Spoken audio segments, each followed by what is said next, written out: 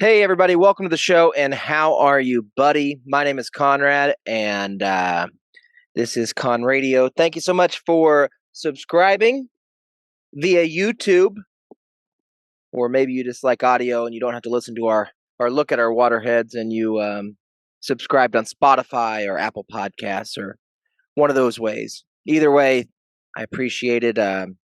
We'll keep it going, and thank you for being here. I got to pull this up here, make sure I can see what's going on. Um, so how was the weekend? People always ask that. How was your weekend? Did you have a good weekend? I don't live a life like you, man. I never have. So my weekends are different. We go back up to Kansas and take care of some stuff and make some money if we can. And it's hotter than everybody's saying that. The whole country's burning up. I think the whole world is. So everybody can relate to that. But so I went back to Kansas. I brought the family this time, and my wife helped me on Saturday. She did some stuff over there at Case with me, and we went over to Sam's for lunch. And a lot of people go to Sam's for lunch. It's a club. You have to be a member, and we are. So we were going to get some sushi, but they did not have any. So we got a couple wraps. We got a couple chicken wraps and like a little pasta salad kind of thing. I think. I don't even know if we got that, to be honest with you. We got like a bunch of cheese squares to eat with our wraps and pepperonis and stuff. So, like a charcuterie. People would call it a charcuterie. So we ate that up, and as I was sitting there eating, and I spent $15 on that lunch for the two of us, which isn't bad, but if you've ever been to a Sam's Club, you know that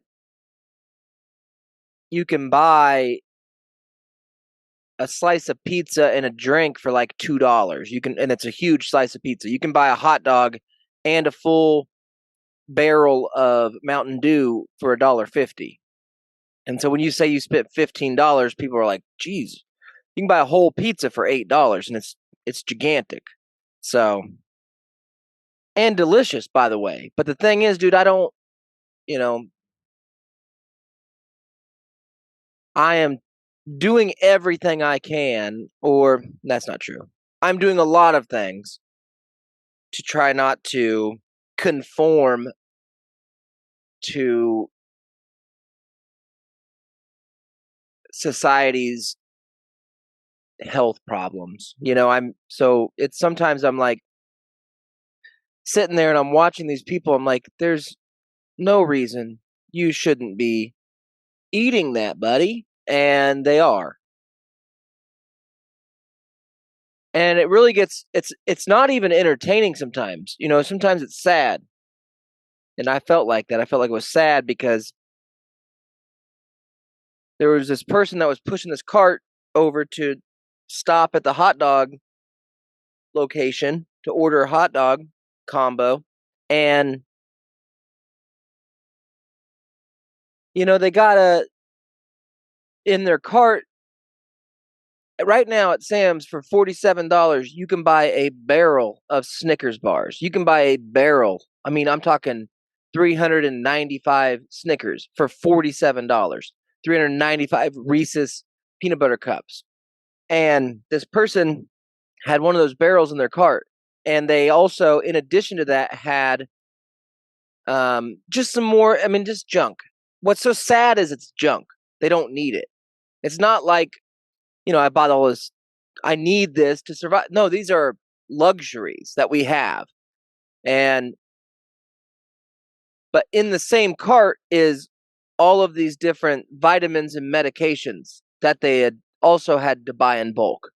And it's crazy to me that if you didn't have the one, you wouldn't need the other. But if you're gonna do the one, you must get the other. And it's insidious, dude. It's and I get it. I'm not, you know, I've not always been, I've been doing this for 10 years. And I've been on both sides of the spectrum, and I'm always been on the autism spectrum, but I've been on both sides of it. Where eat what you want, dude, do what you want, live your life, that kind of thing. And I still kind of subscribe to that, but at a certain point I was like, I cannot go on like this, dude. I can't become one of these people because they're just zombies. There's a lot of zombies out there, guys, and you got to be careful. And so,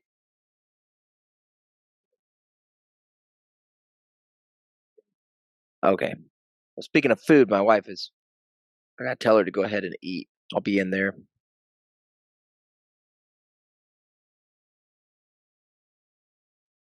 You guys can eat. I won't be out here too long. I'm in a shed in the backyard here in Oklahoma, so we're cooking baked chicken, and we had some air fried jalapeno poppers, so that's what she was, so they can eat. But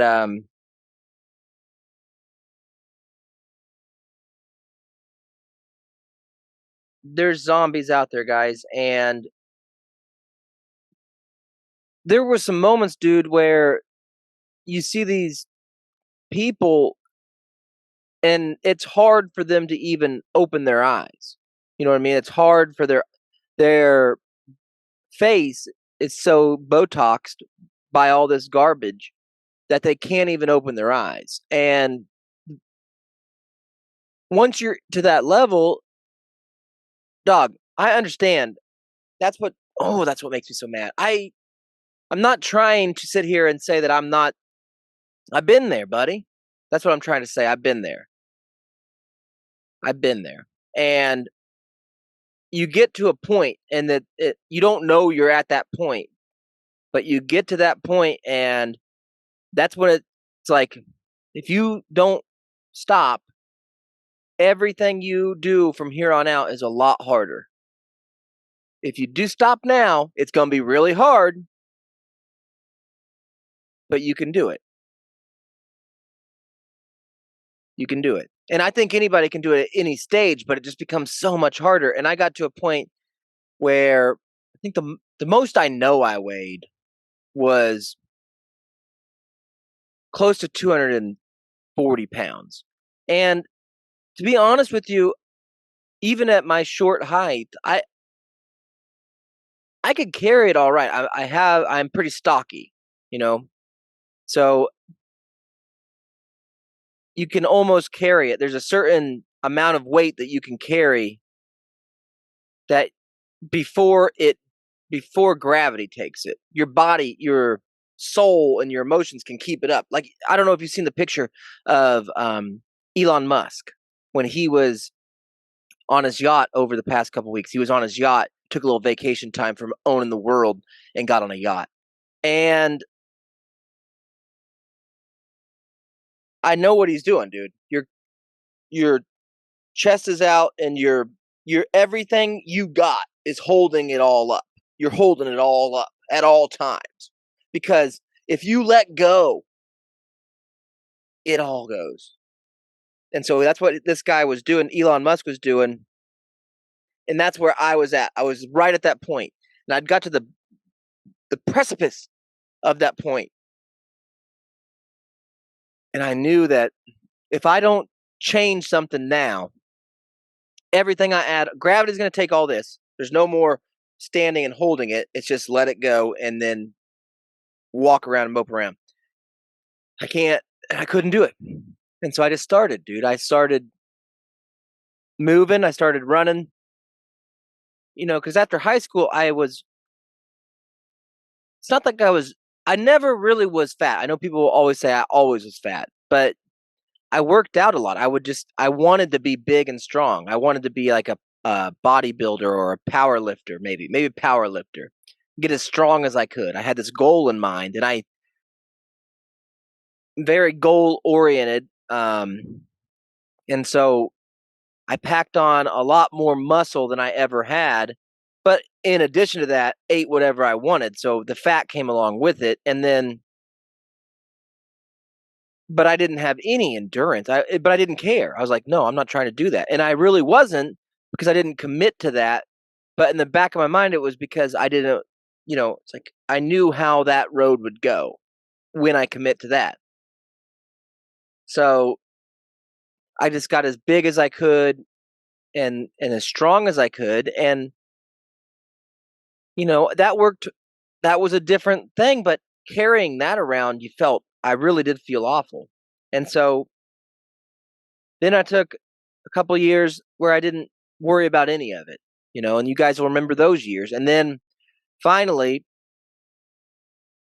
and I've been running now for a few years, but it didn't start like run every day. It started just move, just go run, go run. And then that became, I felt better. I felt better. I felt better. And then it got to where if I missed a couple days or only ran, if I missed 4 days and I didn't run that week, I had to.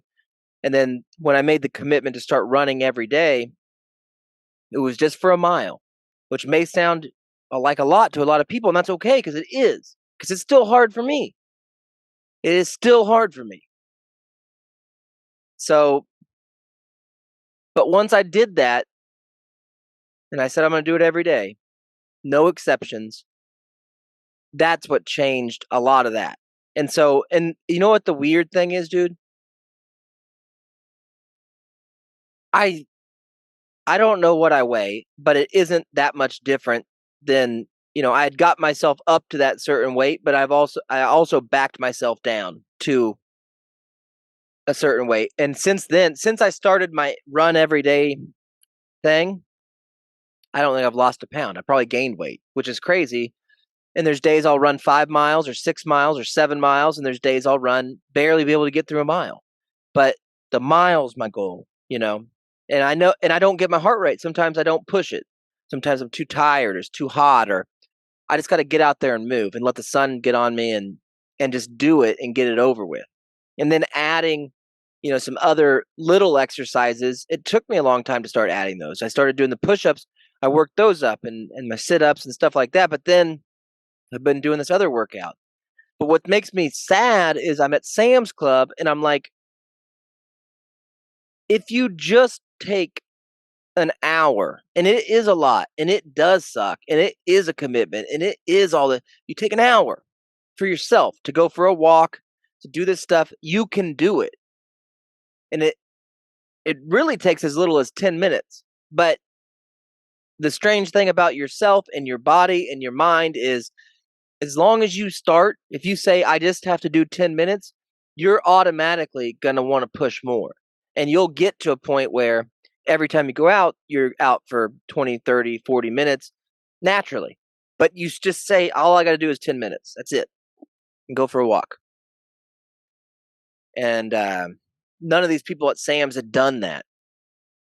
And so they're buying stuff, they're lining the pockets of these companies, these balance of nature companies, to make themselves like there's a solution. Like there's a a gummy bear that's going to make you feel better, buddy. That ain't going to happen. God didn't make a gummy bear to make you feel better. Sorry. But what he did give you was the ability to make yourself feel better. And don't take that gummy bear. So that's the physical aspect. And I'm not saying I got that down, because every day I feel like, what you'll find out is you'll get to, maybe you feel like you got a little bit of endurance and you've done something, but at the same time, it's funny, you don't really feel that much different. Even being 60 pounds lighter than my heaviest, you don't feel that much different. You still feel kind of like people are judging you. You still feel like you're overweight. You still feel, and I think that's why a lot of people will go on a diet, lose a lot of weight, and then go back up. Because the sad thing is, dude, it's still your brain. Your brain is the part. And so that's also the other side of, what I got going on. I sit here and I do the show. I was trying to tell my wife, we got into it this morning a bit. And it's her having to deal with my failure. You know what I mean? It's her having to deal with, she supports me. I know she does. God, I know she does. But,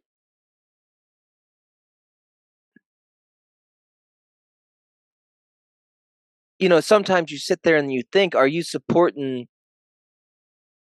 You're almost mad.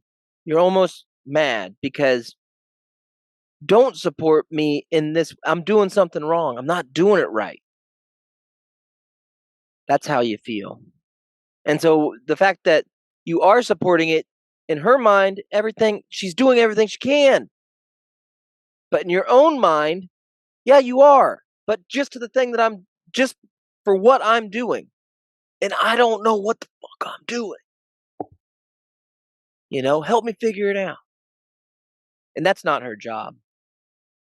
But as my partner, as my wife, she has to, you know, live with that. She has to be around that. And it is very difficult to be in my own head. So I know that not being in it and just having to love it would be extremely difficult. And that's, kind of what I was saying this morning. I don't want that. I don't want that. I don't. The analogy I can use. So let's get into it. I guess we're just going to do it. That's what a podcast is for, right? You guys know how to do a podcast? I don't either. Um,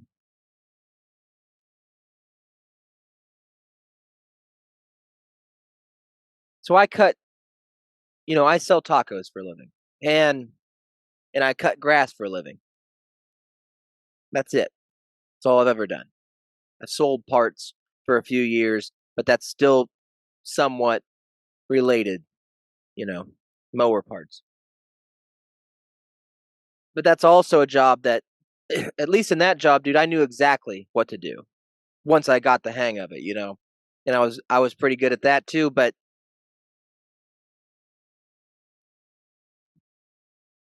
what I've done, what I've done is my passion is this. And so for 10 years, I sit in whatever studio and I do whatever I think it is, but I have no idea. And so the example I could give you is like for how to weed eat. I know how to do that. Like how to weed eat the edge of a curb or a ditch and the best way to do it. And I know exactly how to do that. I could go look at a property that I've never been on before and tell you the most efficient way to mow this place in the quickest way. And, you're going to be there the next week anyways, because you got to do it every week. I could tell you exactly how to do that. Exactly. Without a doubt. I would not doubt myself when I said it. But if I hired you to come help me and I put you on a mower or a weed eater and I sent you over to a section and I said, do this, go over there and do that. And in your mind, you have no idea what I'm talking about. You've never done it before. You were trying to go along with it and you just grabbed the weed eater and you walked over to this wall. And I left to go do whatever I was going to do, right? And I come back 8 hours later and the only thing that you had done, you didn't even know that you had to pull the cord on the weed eater to start it. You didn't know. And so you had been sitting there rubbing the weed eater against the edge of a wall in the same spot for 6 hours. You had no idea, right? And if I walked up and I just shook my head and I walked by you and continued walking, and then you're like, what? And it's like, I'll see you tomorrow. And the next day, I said, go weed eat that wall and do that thing. And you thought, well, I think I already, okay. And you went and did the same thing. And you continue to do that every day for 10 years. So you never actually did the thing that you were hired to do. You didn't even know. Nobody told you. You didn't know if it was right. And by the way, I never paid you. because you never did it. And you would think, "Hey, dog, well, can I get paid for this?" You'd be like, "No, no." I'll be like, "I can't pay you, man. You haven't done it." Okay, but tell me what to do. I did. I did tell you what to do. Well, show me what to do. I can't. And that's what it feels like when I do this. Like I feel like people who when you try to look and see how do you make it? How do you make it? I know you got to put your time in. I know you got to do all this stuff, but how do you make it? And I'm not talking make it to where you are known by everyone because my wife doesn't know who a lot of people are that make a really good living. My dad doesn't know who a lot of people are that make a really good living. Shannon, who does the show with me, doesn't know who a lot of people are who make a really good living doing this. You know what I mean? So what I mean by that is you can make a really good living and not a lot of people know you in the scope of things. But the message that those people give to those of us who are, you know, trying to get a piece of that or trying to be within it or trying to do it, the message they always give is you just got to keep working. You got to keep working hard. You got to keep doing it. And the part that's in my brain is, am I working right? Am I doing the right thing? It's not about the work, dude. If you told me, Conrad, all you have to do is if I told you, hey, start that weed eater, see, and then walk down the wall like this, and it's still hard and it's still going to take you all day, but at least you did it and you were working towards it and you finished it. Nobody's telling me how to start. I don't even know if I'm starting the right weed eater, when I do this. And so it gets in your mind, dude. And so my mind is, although I go run every day, my mind is running all day. And you don't want to, and then I get mixed up. I'm mad because I'm not mad at anybody. I'm mad because I feel like I'm failing everybody. Because if I don't make it, I'm failing people. Not in the sense that they think I'm a failure, in the sense that if I get to a point where I I have to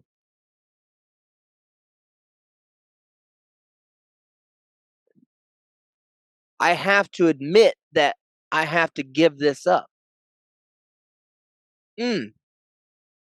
That's a failure. That's something that's really tough for me. And so I hate looking at the future and using all of the stuff that we've done throughout the past 10 years of shows and saying, and however long it goes, if it's a year more, if it's 2 years more, keep adding it on. But at some point, it's like, it never worked. It never worked, bud. And so now you have to go take this adult job, which I can do. The part is I can do them. It's not about can you do it. It's about can you make life happen and not do it their way or that way. You know what I mean? And if I don't make that, God, I feel like a failure.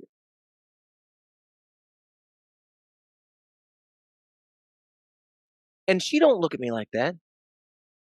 Shannon doesn't look at me like that. The other guys don't look at me like that, but my own brain, when I turn my mirror on, I do. And I can't block out that. So for all the different people I've met doing this and the people that have caught on and understand what I'm doing and like it, that's the part that keeps me going, but it's also the part that makes me it's almost maddening because it's like I know it works. I know, but dog, Why can't anybody else? So you feel like that. And so I got to go a different direction on some stuff and just keep trying things, dude, and just keep working at it. But I'm, I got to do something.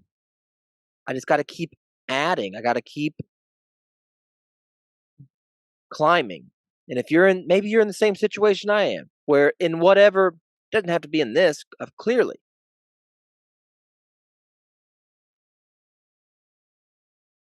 Sometimes it feels like,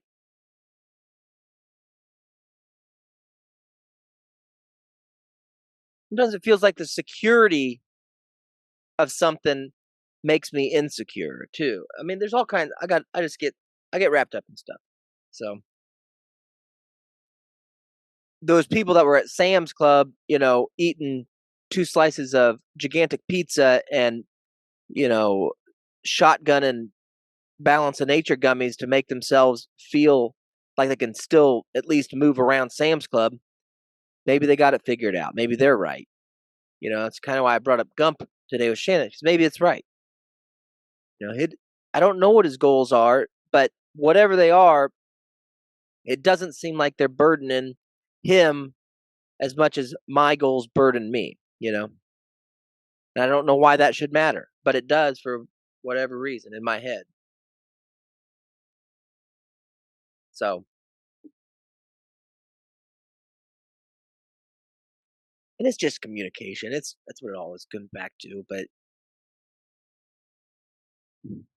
I've had this conversation in my head.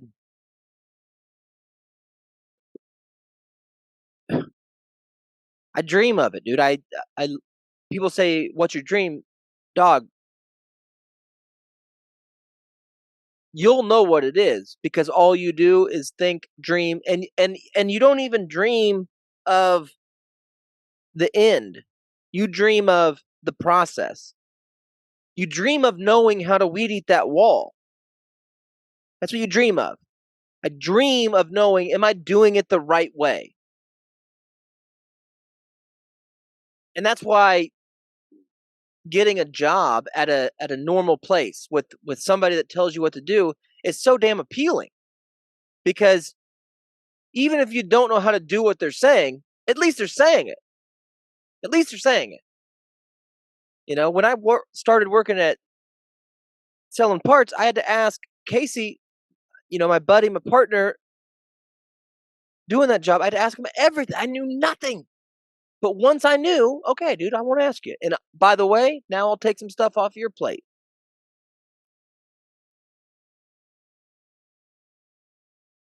I can do that. And I know I can do it. And not even just in Casey, in any field, dude. I got a brain. There's not like things there's nothing I've ever looked at that already has a map and felt like I can't do it ever. And that's maybe, that's probably not true in the sense of, Conrad, you can't do that. But at the same time, that's not how I look at it. And I think that's why it makes it so frustrating, dude. And then maybe somebody would say, like, dude, you are doing it. Mm-mm, not there yet. I'm not doing something right. You know how I know? Because when I am doing something right, then you'll know that I'm doing something right. You don't have to ask me what I'm doing. You already know. So we'll keep working at it, man. I did get some sort of comedic inspiration over the weekend, and I had some notes that I wanted to talk to you guys about, and I can't get to all of them because I got to make sure I go in there and see my kids and stuff before they got to go to bed earlier. Summertime's been really screwing up the old sleep schedule. So one of the things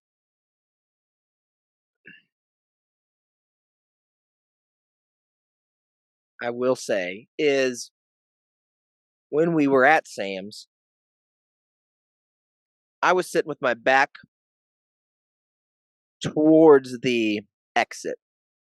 And the food court is set up to where you're eating as you're eating your pizza or your hot dog or your wraps, depending on what you're getting. You're sitting at this table and the cattle gates of merchandise are rolling out of the door behind you if you're sitting away from them. You can watch them too. And so as we're sitting there, my wife was even saying like, "Gosh, it's a lot of good people watching," and it is. But one thing that always, and I don't know if I got like burned on this or since I was able to have the feelings I've had towards the opposite sex, which by the way, I identify today as male, and I identify as I'm attracted to women today. You know what? So stay woke, dog, and that's what I feel like today. So ever since I felt like that,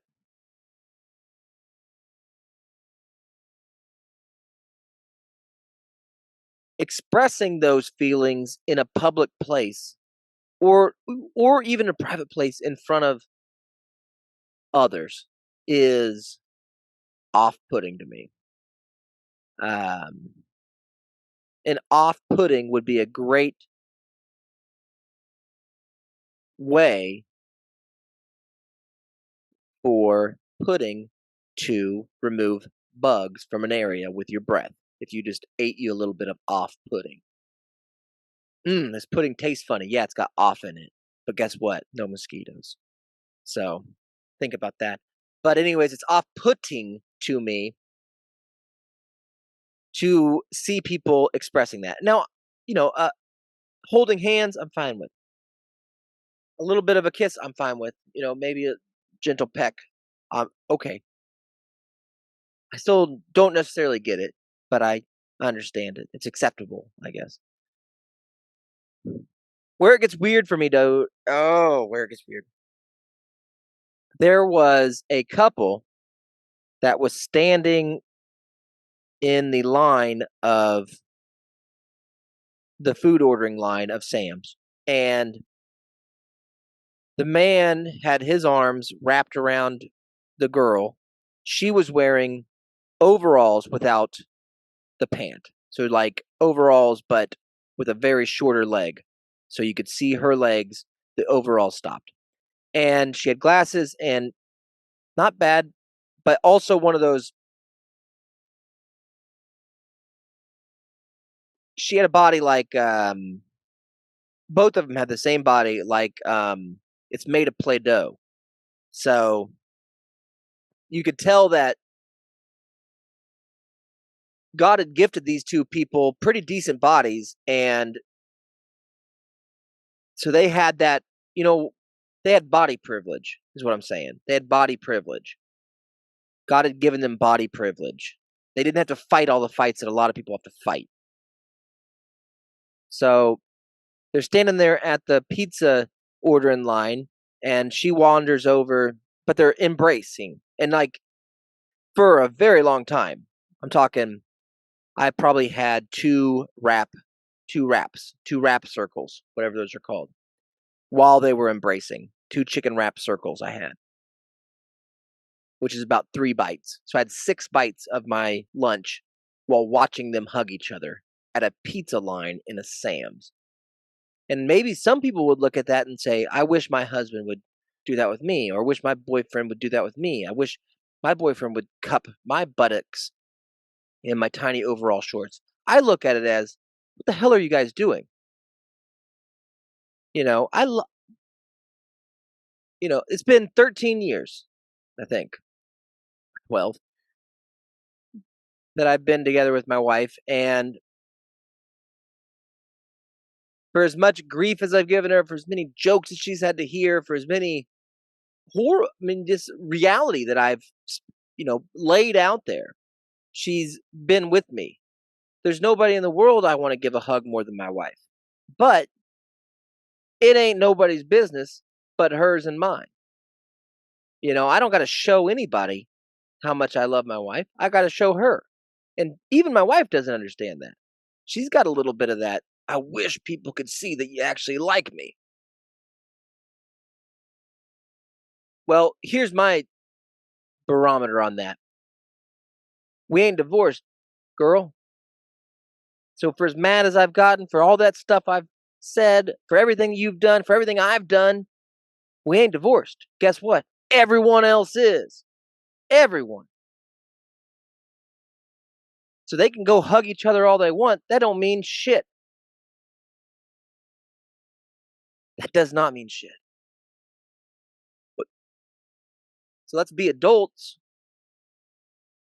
Let's not make other people uncomfortable with our displays of affection.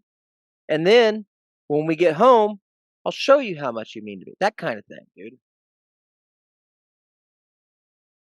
And I look at that, I think it happened all from I remember the moment I decided that will never leave me, dude. It scarred me. As many things as I've forgotten of my past, coming from a broken home. I'll never forget the day I decided I won't ever show affection in public. I was at this weird church. I was at a church, and it was not the church I was a parishioner at. It wasn't our family church. It was some, weird church concert that I was at a certain age, maybe 14, 13. It's at a certain age where I still had to do everything my parents told me to do, but I also had a brain to realize what was going on. And, I might disagree and say, I don't want to go do that. But they would, well, you got to. You didn't have any, I still had to go. We went to this super church where they probably had a concert or something. And in front of me was a family, husband, wife, boy, girl. And we had to sit through mass and then sit through whatever. I don't remember what the mass was. I don't remember why we went to this crazy church. I don't remember any of it. All I remember is staring at this family in front of me because the entire time they were pawing all over each other. They were, I mean, nothing short of making out with each other. All of them. And it was disgusting, buddy. I hated it. I hated it. And I told God that day I was in church. I was in God's foyer, dude. And I was in heaven's foyer. And I said, I'm not doing this, man.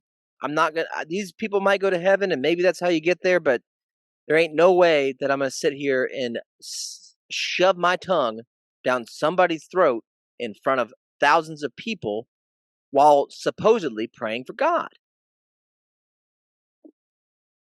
And it ruined me. That moment ruined me. I felt like I don't know what it feels like to be I don't know what it feels like for a lot of things. I can only know what I feel like that I've actually been through. So, of everything I've been through, it was one of the worst. And I've been through some stuff that I've never talked about, but witnessing that made me feel so uncomfortable that I was like, even if I have the urge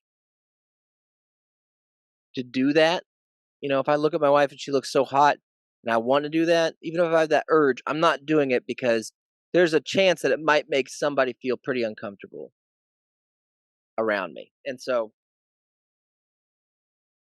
maybe that's not a good reason, but you don't go to Sam's, dude. If you're going to Sam's, you go buy ranch dressing. You take free samples. You go buy 800 Snicker bars or K cups, or you buy a lawn chair that's oversized, or you buy a 75-inch TV for $400, and you watch Naked and Afraid with it. That's what you go to Sam's for. You don't go to Sam's to make out. And maybe you do if you're 13, but not when you're 40. What are you doing, buddy? 40 years old, kissing people, Sam's. Oh, we were kissing because we just bought engagement rings. No, you didn't. You just bought pizza and you kissed. You bought a damn pretzel. That's what I seen. I seen you do it. And you kissed all over each other and you got the big marshmallow legs and I seen it. And you're gonna end up being one of these balance of nature fuckers. So Anyways, do what you got to do, I guess. And they're probably great podcasters, and I'll listen to their show. So, it's hard, dude. It's hard in your head. It's hard. Everybody's going through stuff, and it's hard to separate yourself and to realize that because you got your own shit going on. Ooh, you got your own shit going on. So I just felt stressed out. I woke up stressed out. I'm just worried about the future, man. Is it? And it's not the future. The part that people don't maybe it's not even people. The part that I don't get or my wife don't get or maybe is I'm not worried about being able to provide. I'm worried about not being able to provide doing what I want to do. You know, a lot of people give up on that early. A lot of people, most people. You find a gig, it's a good gig. And you say, that's not what I want to do, but damn, it's a good gig. And you got to take care of your family. And I get that.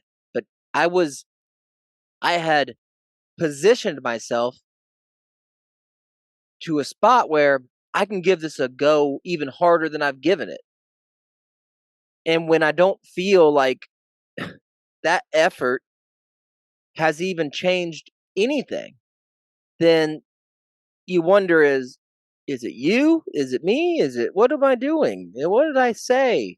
What am I not saying? I listened to what am I not? You just sit there and question everything all the time. And your worst fear isn't being maybe it should be, but it isn't being homeless or it isn't being it's not my worst fear. My worst fear is I don't I didn't figure out the Rubik's cube of this in time. I didn't figure it out and then I had to give up on it. And that's what scares me. I'm so scared of that. And I let it affect everything and I know it is hard to be around, dude. You know. You guys see this cuz I'm doing the show. I know my wife gets mad that or envious of you as an audience, as a listener, as a friend. She gets envious because you're getting a part that she doesn't get. She has to deal with it.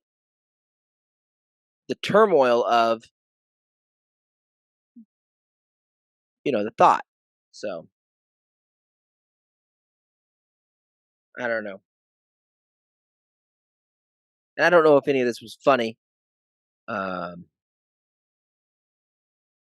but I have to say it, even if it's just for my therapy. So, but I did write down, I'll get you one more funny thought.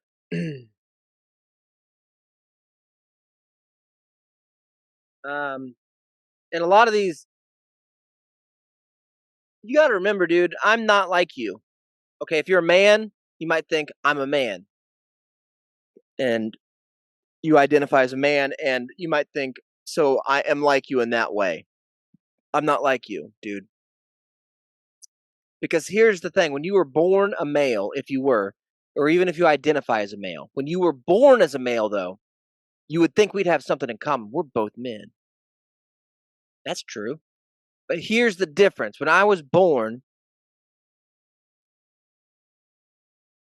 the doctor asked my parents, would you like to cut off the end of this little man's penis? Would you like to circumcise this young gentleman? And my parents were young. My dad was 20 years old when I was born. My mom was 18 years old, and they'd already had a kid who already had been, um, who had already been penisized. They've already cut his dick off.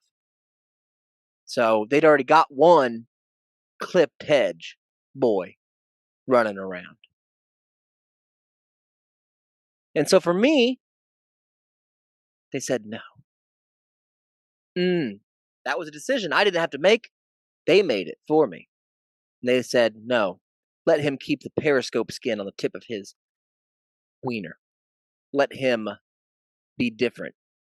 And they gave me that beautiful ability to have a unique penis in this world.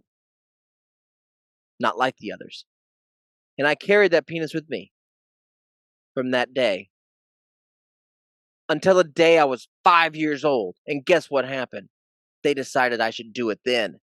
I'm a victim of late-term circumcision, and you think my brain's gonna work right? You're out of your mind. I remember my circumcision. When you have a kid, and I've had two, and one of them had a dick, and guess what? They said, "What do you want to do? Do you want to circumcise it or not?" I said, "Is it going to hurt him?" Because I remember mine. And guess what they said? They won't remember it. And so I said, "Fuck, then do it." But when you remember your circumcision, when you remember it, when you remember going to Pizza Hut buffet after, I did, buddy. I remember it. Guess what? You're different. You were born to be an uncircumcised man, and then you were 5 years of your life. And then when you were a 5-year-old, remember the shit you did when you were 5? Yep, you do. Because guess what? You remember stuff when you're 5.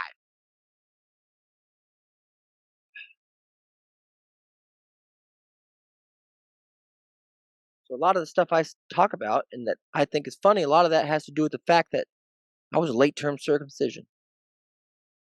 I remember going to the hospital. I remember going to the doctor to make the decision. I remember all of that. And then you want me to walk around and be like, I got a job today? Dog, I was late term circumcised. You hear me? I don't get a job. I don't want to work there. Why? I was late term circumcised. And I'm not blaming my parents. They did the right thing. They gave me this beautiful unit I have now. And they knew that it was ugly and I would ruin it if I didn't get it done. So I'm not mad at them. But what I'm saying is the timeline is wrong. And they did what they had to do. They were young. My dad at that decision time was 25 years old. Can you imagine being 25 years old and then having the authority to tell a person to chop off the end of a 5-year-old's penis? I doubt you can. I can't. I can't be 25 and make that decision for a 5-year-old. But I was late term circumcised and they didn't add anything. I'll give you that. They took a lot. They took a lot of me that day. Whew, they took a lot of me. But that Pizza Hut buffet that I had when it was over was divine. I mean, Pizza Hut was really finding their groove at that moment, so I'm not mad about it. I just want you guys to have context. Sometimes people say, "How do you come up with the stuff you come up with? You know, what's going on in your brain?" And so I never really had an answer for that. But the answer is I was late term circumcised. Very late term. You know, I remember having a penis before. A lot of people will grow up knowing one penis. I've had two, and I remember both of them. Now get over that, freaking BLM.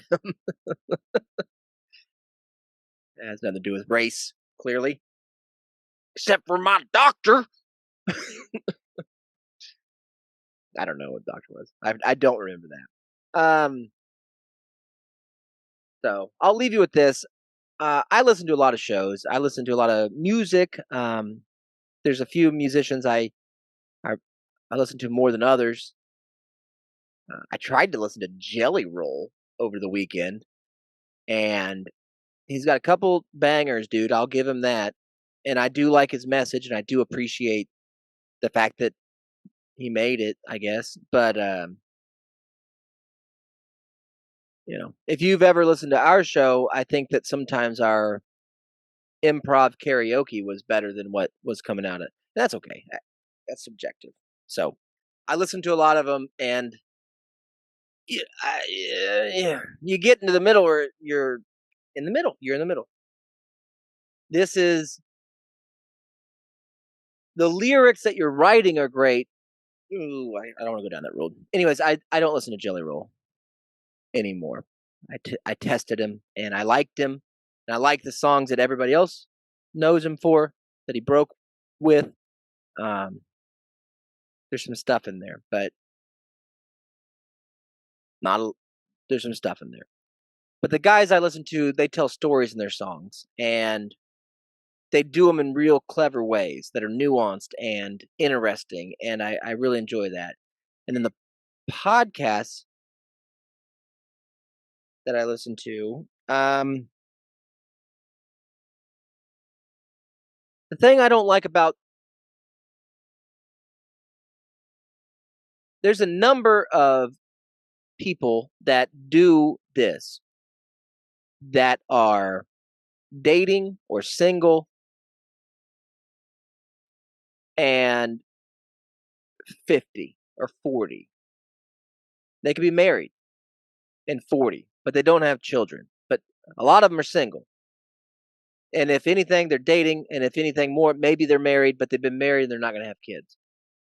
Here's what I got to tell you guys that are in that situation that do this: shut up. You know, we don't care. You know, and I'm sorry about the dinging. I'm part of a group text that people don't respect. Turn it, we don't need to see every picture, guys. So, if you don't have kids and you're not married, then shut up. You can do whatever you want to do. Hey, buddy. But when you have kids and you have a wife and you have a life where responsibilities are important, then guess what? It's a little bit tougher. If I was just running around the waterhead that I am and I like looked at my phone, I said, "Oh, I got to make sure that nobody's okay." Guess what? That's pretty easy. So what you complaining about, guys? Shouldn't have a show. So, anyways, Jonah just walked in. Speaking of people I have to take care of, this 9-year-old boy. Did you eat? Was it awesome? Was the jalapeno poppers awesome?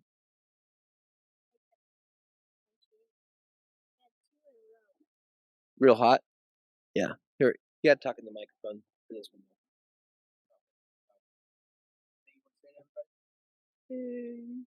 That you probably would want some extra hot sauce on your jalapenos. Get some extra hot sauce. It probably won't work because they'll already be hotter than the hot sauce. Well, the thing about jalapenos in comparison to hot sauce is when I have jalapenos and then I go take number 2, the jalapenos cause a very distinct pain. It's almost like the jalapenos have little knives on them and they you've had that feeling? After rice? You're a weirdo, dude. Okay. Well, yeah. Well, if I have you gotta chew them, dude. You can't just suck a tomato down because guess what happens? You crap a tomato. Tomato's got like a shield, man. Um, anyways, we were done. We were done. I was just leaving these people with a few thoughts. And thank you guys for listening. If you want to listen to more, subscribe, find it. You'll figure it out. So thank you. And sorry if it wasn't funny. I'll do better next time, which will be tomorrow. So yeah. If you don't like this, then wait a couple minutes and then I'll do it. All right. Thank you. Don't let your meat loaf.